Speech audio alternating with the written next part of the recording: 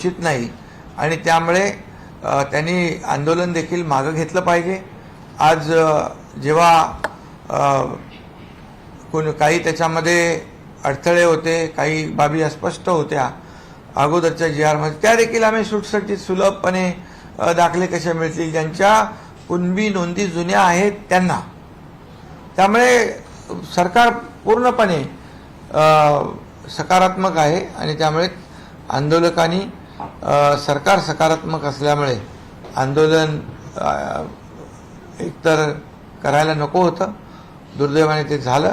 परंतु आता त्यांना आव्हान आहे की सरकार हे सगळ्या गोष्टी करतंय आणि त्यामुळे आंदोलन मागे घ्यावं अशा प्रकारची विनंती आहे। या आव्हानानंतर जरी मराठा समाजाला कुणबीमधून आरक्षण देणं आणि ओबीसीमध्ये जरी आरक्षण देण्याचा मार्ग मोकळा झाला तरी ओबीसी समाज यावरती नाराजीची भूमिका व्यक्त करतोय, त्यांना कसं सरकार हाताळणार?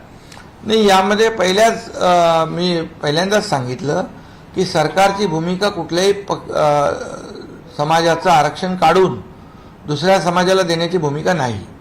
ही भूमिका अगदी पहिल्या दिवसापासून आम्ही मांडतोय आणि जे काय आम्ही निर्णय घेतोय ते कुठलेही निर्णय इतर समाजावर अन्याय होऊन मराठा समाजाला न्याय देण्याचं काम त्या ह्याच्यातून होईल असं कुठलंही आम्ही, शेवटी सगळे समाज आम्हाला एकच आहे, एक समान आहे। त्यामुळे ही भूमिका सरकारची पहिल्या दिवसापासून स्पष्ट आहे आणि काही ओबीसी नेत्यांनी बघितलं, ते नोटिफिकेशन पाहिलं आणि त्याच्यामध्ये त्यांनी पाहिल्यानंतर त्यांनी भूमिका सकारात्मक स्पष्ट केलेली आहे। त्यामुळे आणखी ज्यांचा काही गैरसमज असेल तोही दूर होईल। धन्यवाद।